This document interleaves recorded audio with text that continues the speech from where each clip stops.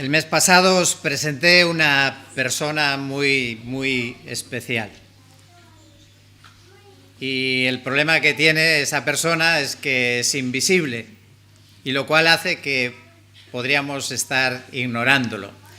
De hecho, no hace muchas semanas una persona me dijo que hablábamos poco del Espíritu Santo, así que durante algún tiempo estaremos hablando acerca de este tema importante. Cuando podáis, me ponéis la... Ahí, muy bien, gracias.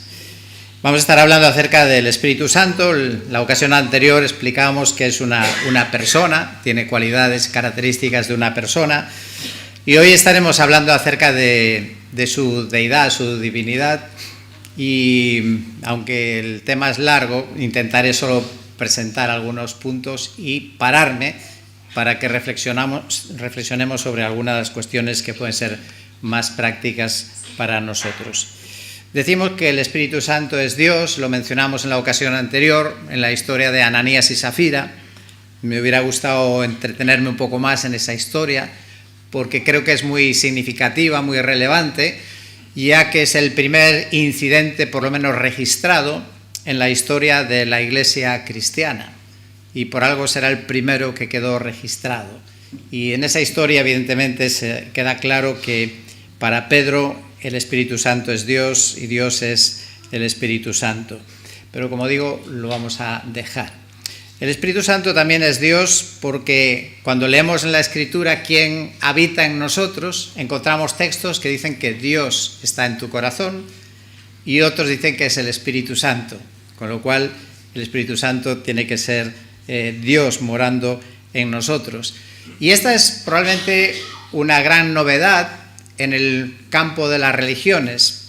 En el mundo de las religiones probablemente esta es la gran diferencia de la fe cristiana, que Dios no es alguien que está en algún lugar, sino que es alguien que además está en nuestra propia vida, que mora en el corazón y en la vida de aquellos que son sus hijos. Y creo que este es un hecho relevante de la fe cristiana.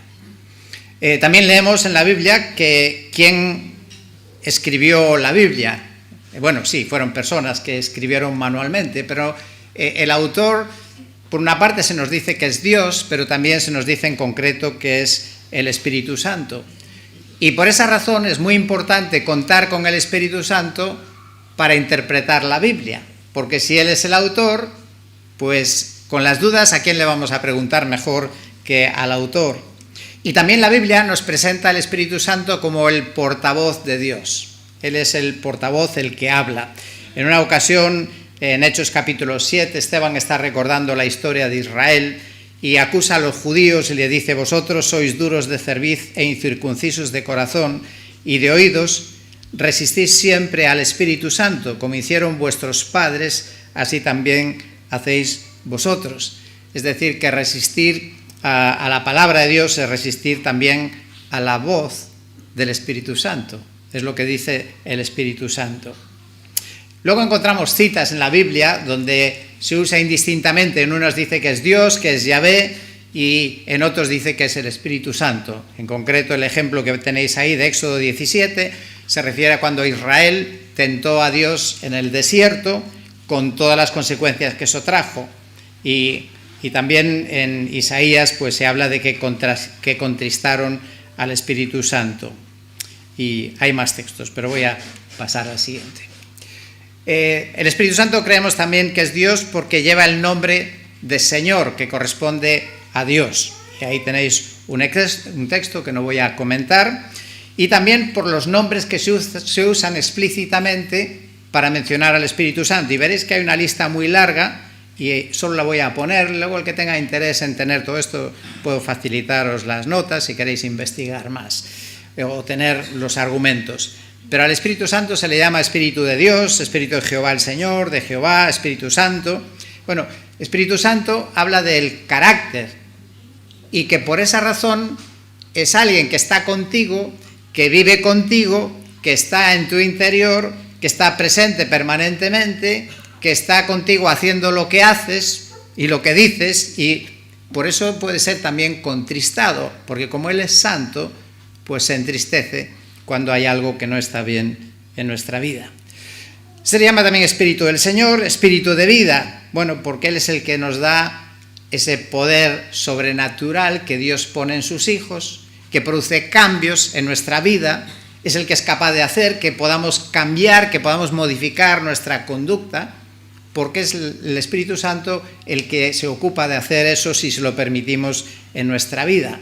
Por ejemplo, algunos de los textos pues dicen que nos ha librado del pecado, esa presión que nos lleva a hacer lo malo, a hacer lo que no es correcto, y es una fuerza, digamos, que el Espíritu Santo en el creyente es como una fuerza que contrarresta otra fuerza. Es decir, cuando nos convertimos, cuando recibimos al Señor, seguimos teniendo nuestra naturaleza humana caída y que sigue tirando hacia un lado. ¿Y cómo podemos conseguir cambiar, modificar nuestra vida?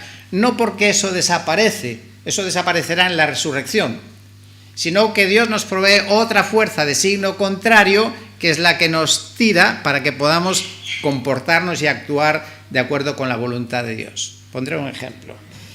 Es como poder ser lanzado por un cohete al espacio. ¿Cómo es posible que un cohete que pesa toneladas pueda ascender?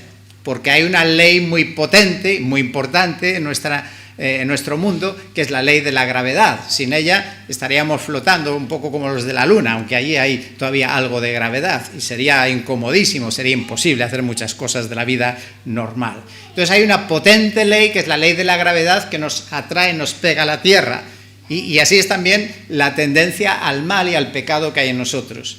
Pero el cohete, ¿cómo logra vencer eso? Pues con otra fuerza que es superior, que hace que pueda despegar. Y eso es la labor, lo que hace el Espíritu Santo, trayendo esa nueva vida al creyente, al que tiene a Jesús en su corazón.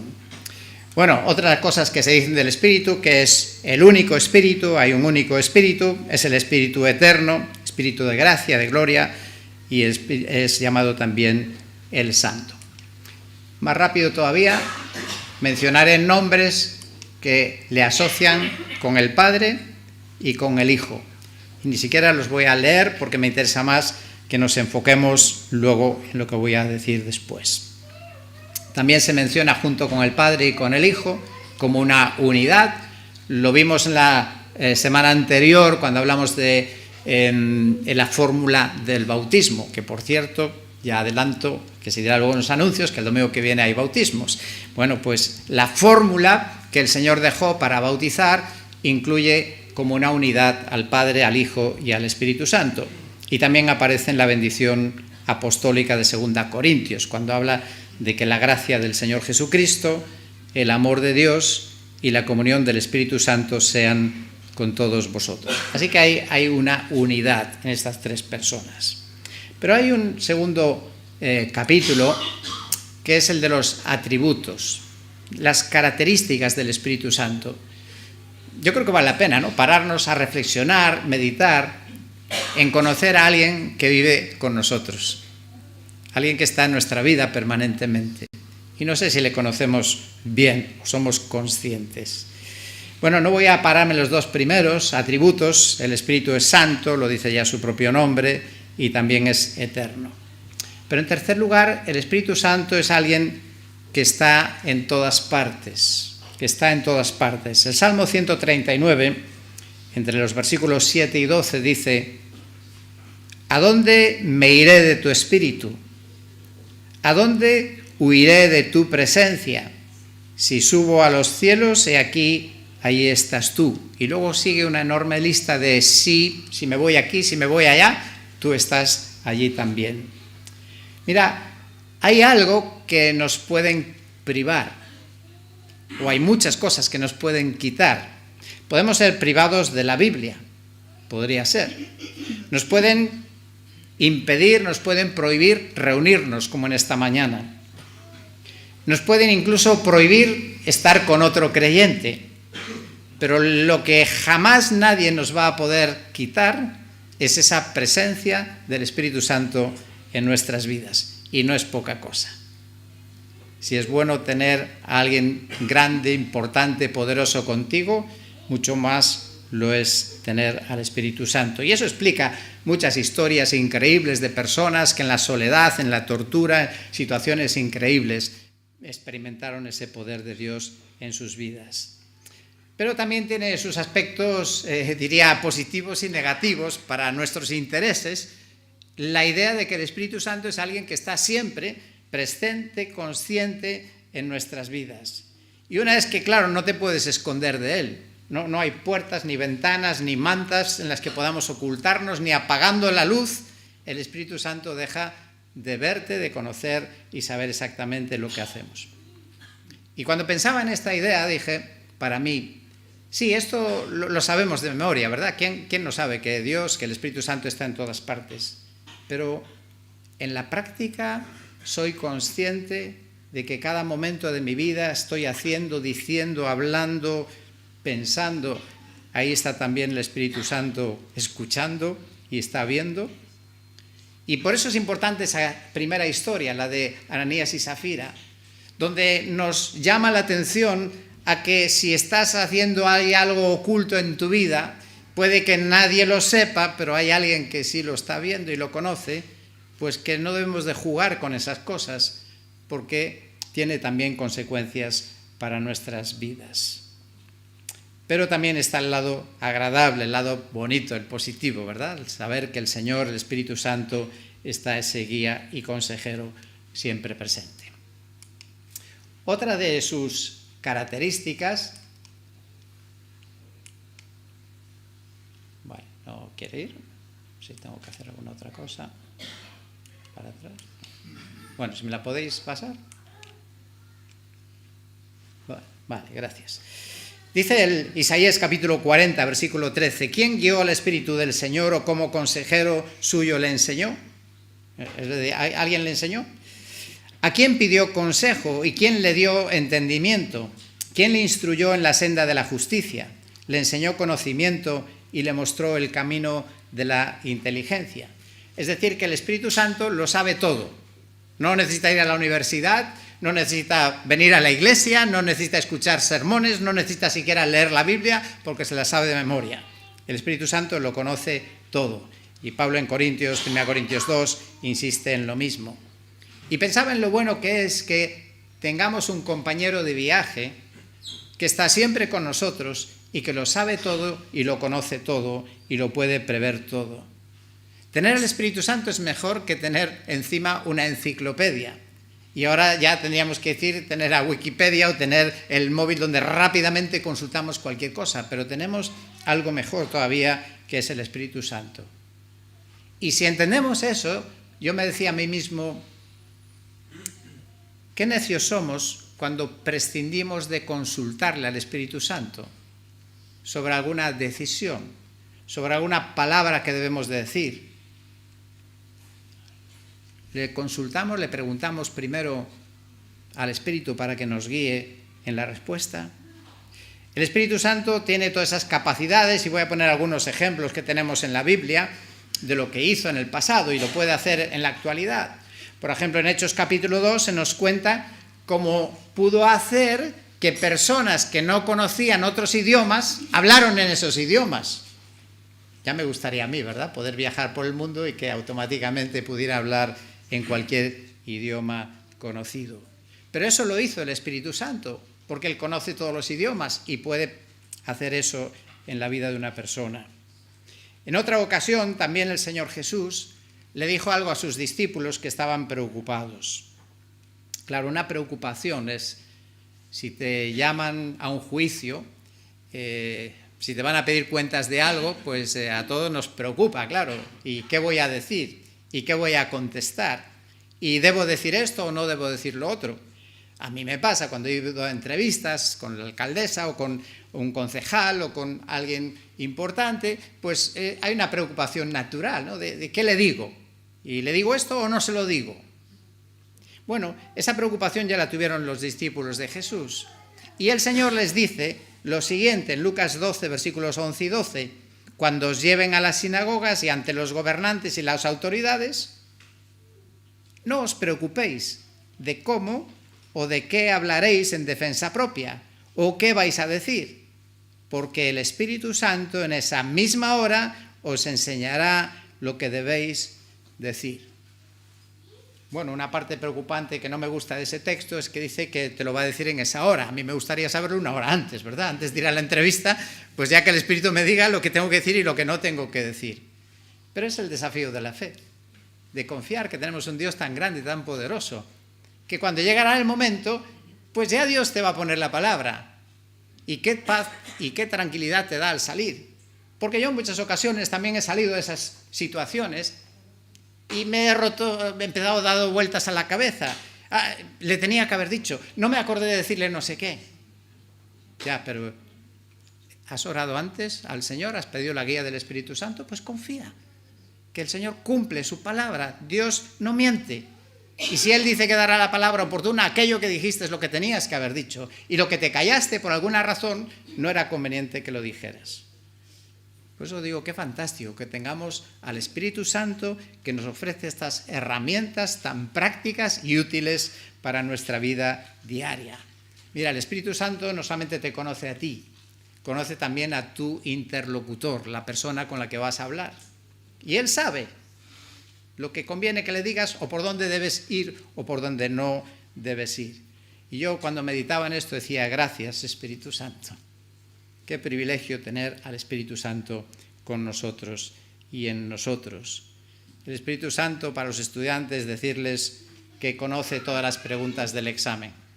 Sí, ahora no te garantizo que te las va a decir antes.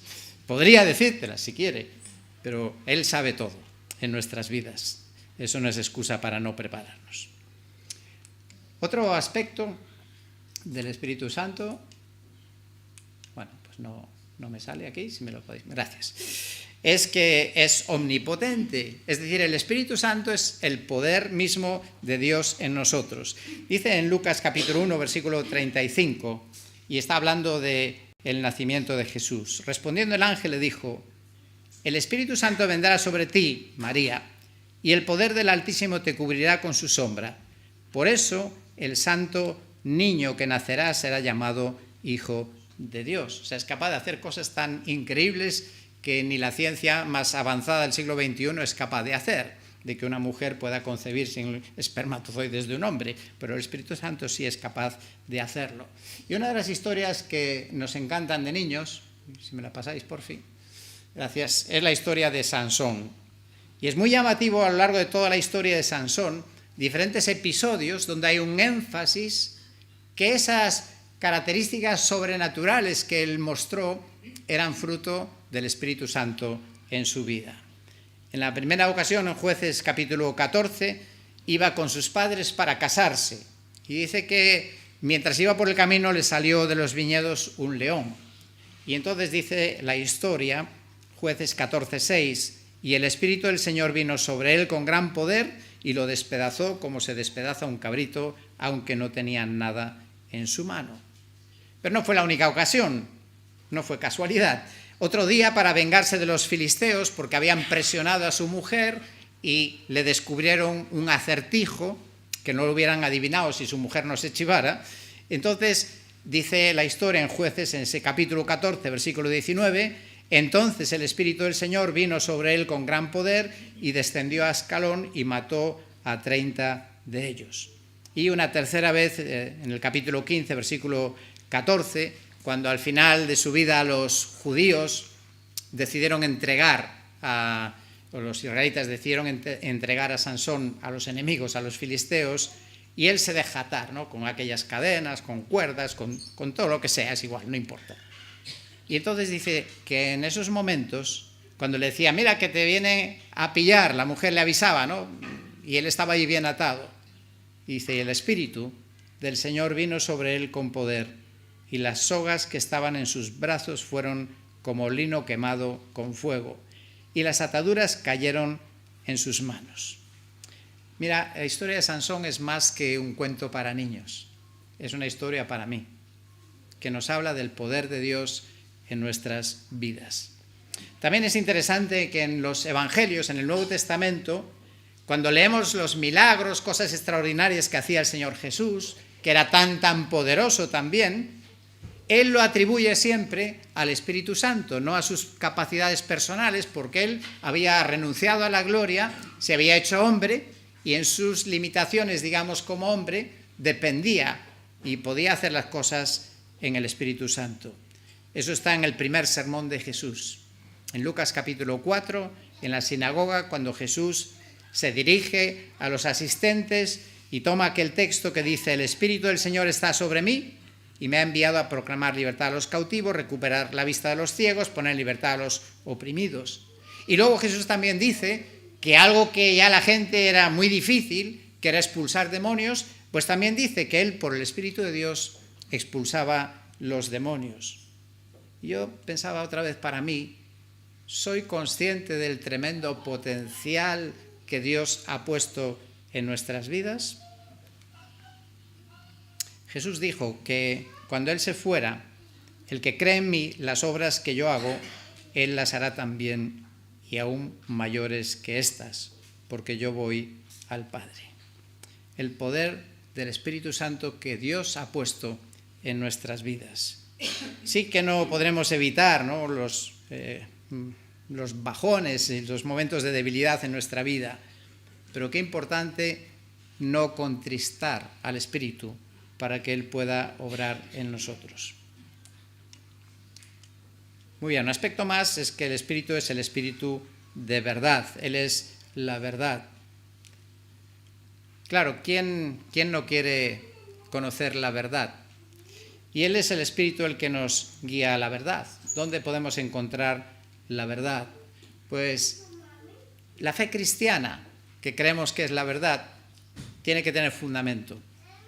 Y en mi opinión, la fe tiene dos columnas que son fundamentales, por las que podemos identificarla como la verdad. La primera, que tiene que basarse en hechos históricos, reales, comprobables. Y la segunda es que tiene que producir experiencia en nuestra propia vida. Algo que podemos sentir, que podemos experimentar, que podemos comprobar. Si solo fueran experiencias sin historia, hay muchas experiencias, si son ciertas o no. Si solo fuera historia sin experiencias, hay muchas historias que no cambian vidas. Pero estas dos, a mi juicio, son las que producen la convicción de la fe cristiana. Y en la parte experimental entra esa voz interior del Espíritu Santo, que es el que nos dice que somos hijos de Dios y que nos afirma nuestra fe y en nuestra esperanza. Y eso es algo único que cada persona lo tiene que experimentar por sí mismo. No hay manera de convencerlo, no es cuestión de convencer a nadie, es algo que uno tiene que experimentarlo. Y cuando lo experimentas es algo que nadie te puede cambiar ni quitar. Y por eso siempre nuestro mensaje es aceptar a Jesús y luego ver y experimentar el poder del Señor, del Espíritu en nuestras vidas. Vale, siguiente característica del Espíritu, la última que voy a mencionar, es que tiene un atributo divino de la sabiduría. Dice Isaías 11, versículo 2, cuando está hablando de Jesús, del Mesías, dice: reposará sobre él el Espíritu del Señor, Espíritu de sabiduría. Y la sabiduría, como explicamos muchas veces, es algo más que el conocimiento intelectual. La sabiduría, si la quieres en dos palabras, diría que es saber vivir, cómo vivimos en la práctica nuestra vida. Y de nuevo el Espíritu Santo nos ofrece la sabiduría a nuestro alcance. Y pondré dos ejemplos también de la historia bíblica. En una ocasión, dos marineros, gente extraordinaria, pero marineros, que no tenían ninguna formación. Y me refiero a Pedro y a Juan. Y después de que las autoridades investigaron su vida, sus creencias, lo que predicaban, lo que decían, la reacción de esas autoridades, las personas más importantes de aquella época, dijeron que eran hombres sin letras y sin preparación. ¿Qué explica sus respuestas? Su sabiduría. Y seguro que vosotros conocéis personas, como yo he conocido, algunas aquí muy cercanas a vosotros, que han estado muchos años en esta iglesia, personas de condición humana humilde, que no tenían carrera ni estudios universitarios, pero eran autoridad en la palabra de Dios. y tenían consejos y palabras sabias para la vida cristiana. El otro del que se dijo también que asombraba lo que decía y que no tenía estudios, ni más ni menos que el Señor Jesús. En Juan 7:15 dice que los judíos se maravillaban diciendo: ¿cómo puede este saber de letras sin haber estudiado? Y sabéis que le conocían como el hijo del carpintero. Este era el hijo del carpintero. De la sabiduría que nos da el Espíritu de Dios. Como dije antes, esa palabra oportuna, la respuesta adecuada. Y yo muchas veces me asombro en aquellas ocasiones, como os puse algún ejemplo, de que después me voy para casa pensando en lo que dije o lo que contesté, o en una entrevista con una persona, o hablándole del Evangelio a alguien, y me quedo asombrado de mí mismo y digo: ¿pero cómo se me ocurrió a mí decirle eso? Qué buena idea, ¿no? Claro, no soy yo, es el Espíritu Santo que nos lo dice. Ahora, para ello tenemos que usar también la herramienta que usa el Espíritu Santo, que es, tenemos que haber leído antes la palabra de Dios, que Él la va a sacar. Bien, pues finalmente quiero sugeriros algunas obras que hace el Espíritu Santo. Algunas las mencionaré solo de pasada. El Espíritu Santo intervino en la creación de la humanidad, la creación de todas las cosas. El siguiente, tenemos también al Espíritu Santo, ya lo mencionamos. Vale, si la podéis pasar, por fin. Vale, en la concepción de Jesús y también en su resurrección, se habla indistintamente de quién le resucitó. Y la siguiente tenemos milagros, muy bien, los milagros y prodigios que ya he mencionado. Y aquí quiero añadir un ejemplo más. No solamente Jesús hacía los milagros por el Espíritu Santo. Cuando lee la historia del apóstol Pablo, que sin duda fue alguien fantástico, extraordinario, pues al final del libro que escribe, de la carta que escribe a los romanos, él dice que quiere hablar de las cosas que Cristo hizo por medio de él, en su predicación, en ganar a los gentiles para Cristo, con el poder de señales y prodigios en el poder del Espíritu de Dios. Y eso significa que si Pablo lo hizo, pues también Dios lo puede hacer a través de nuestras vidas, porque el Espíritu no ha cambiado, el Espíritu es el mismo. Y si quizá no lo hace, a lo mejor es culpa nuestra de que no se lo permitimos hacer.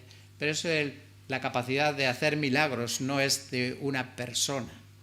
Hay predicadores que dicen que hacen milagros, yo no lo voy a discutir si son verdaderos o no, pero no los hacen ellos, es el Espíritu Santo.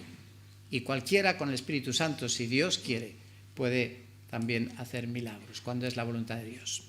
Muy bien, también un texto muy conocido es el de el Espíritu Santo que nos ayuda en nuestra debilidad, en nuestras oraciones. Y en Romanos capítulo 8, versículos 26 y 27, dice que el Espíritu intercede por los santos conforme a la voluntad de Dios.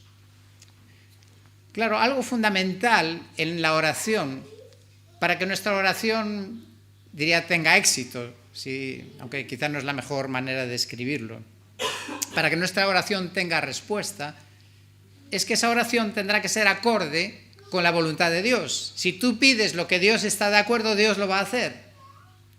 Claro, cuando pedimos lo que Dios no está de acuerdo, pues no lo va a hacer.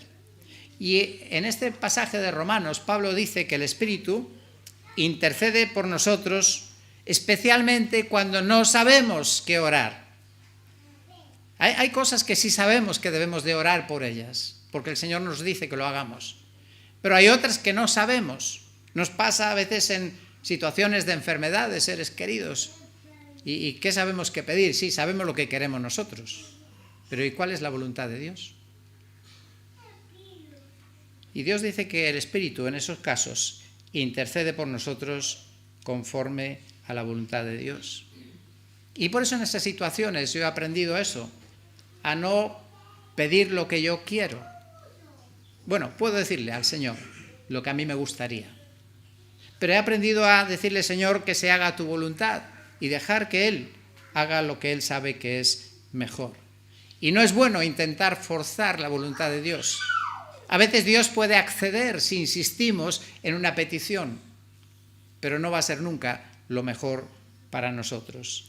Así que el Espíritu Santo nos asegura la eficacia de la oración cuando oramos dejando que Él interceda por nosotros cuando nosotros no sabemos qué pedir. Y así se cumple aquella máxima de Jesús del Sermón del Monte de Mateo 7, donde dice: pedid y se os dará. Pero hay que leer bien el texto y lo que viene después. No dice que te va a dar lo que deseas, pero dará lo que Él considere que es lo oportuno. Y el ejemplo que pone Jesús es muy clarificador, porque habla de un hijo que le pide pescado a su padre. Dice, tú imagínate, un hijo está pidiendo pescado a su padre. Y lee bien la respuesta de Jesús. No le dice que el padre, claro, no le va a dar una piedra o una serpiente, sino que le va a dar pescado. No, solo dice que el padre no le va a dar una serpiente. Pero no dice qué es lo que va a dar. Dice que le dará algo bueno. Así es con nuestras oraciones de acuerdo con la voluntad de Dios. Ya casi para terminar, tenemos otra obra del Espíritu Santo interesante, que es la iluminación. Él es el que nos hace comprender las Escrituras. Él es el que nos ayuda a encontrar respuestas. Ya muchas veces oramos y preguntamos cosas a Dios y pensamos que no nos contesta, pero muchas veces no vemos la respuesta porque no escuchamos su palabra, no buscamos ahí cuál es la palabra de Dios para nosotros. ¿Cómo piensas que Dios te va a hablar? Si tú le haces preguntas a Dios, ¿cómo esperas que Dios te va a dar una respuesta? Por ciencia infusa, si quiere puede, pero lo normal es que nos va a contestar a través de la palabra o donde se predica y se expone su palabra. Es el Espíritu que nos ilumina y nos guía a la verdad, el que convence también de la verdad. En último lugar, una más, el Espíritu Santo también es presentado como... no me gusta usar esas palabras que dicen en el original. A algunas personas les gusta mucho decirlas. A mí no me gusta porque yo ni hablo el original, ni vosotros, la mayoría, seguro que tampoco. Y a veces no ayuda mucho, pero hay palabras que son algo significativas y seguro que la habéis escuchado. Al Espíritu Santo en la Biblia se le llama el Paracleto. El para significa alguien que se pone al lado, para quiere decir al lado. Y la idea es que el Espíritu Santo es alguien que viene a tu lado para ayudar. Cuando nos convertimos, el Señor nos manda al Espíritu para ayudarnos.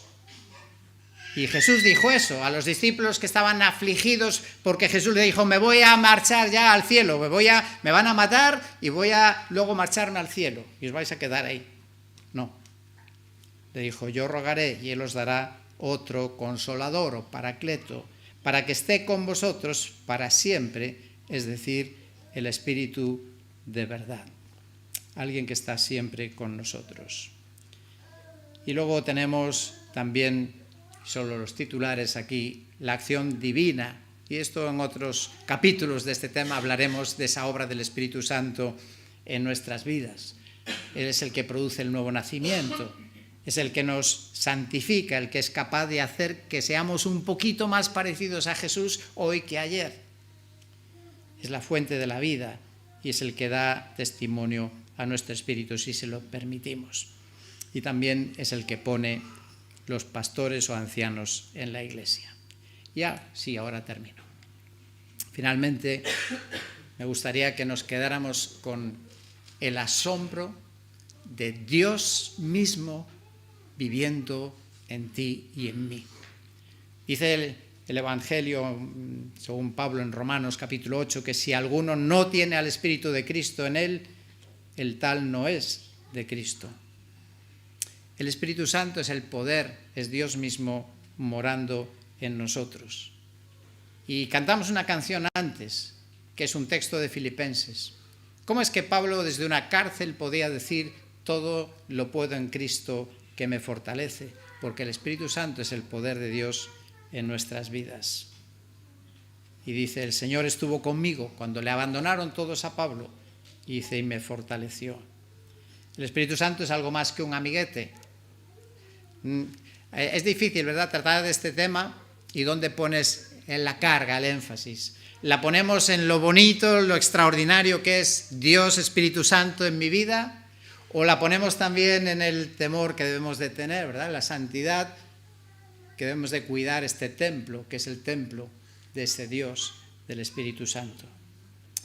Y concluyo entonces con esta idea con la que os invito a que podamos dar gracias a Dios y alabarle en esta mañana, que podamos valorar la presencia de Dios por el Espíritu Santo en nuestras vidas. Como cantamos muchas veces, Él vino a mi corazón. Y en Navidad nos asombra muchas veces que el Hijo de Dios nace en un pesebre. Y no es igual o más de asombroso que el Espíritu Santo more en mi vida, en mi muchas veces sucio corazón, y que aún habiendo venido a mi vida y en los momentos en que mi vida deja cosas que desear, el Espíritu no se va. Así que yo en esta mañana le doy gracias a Dios por tremendo privilegio. Gracias por vivir en mí.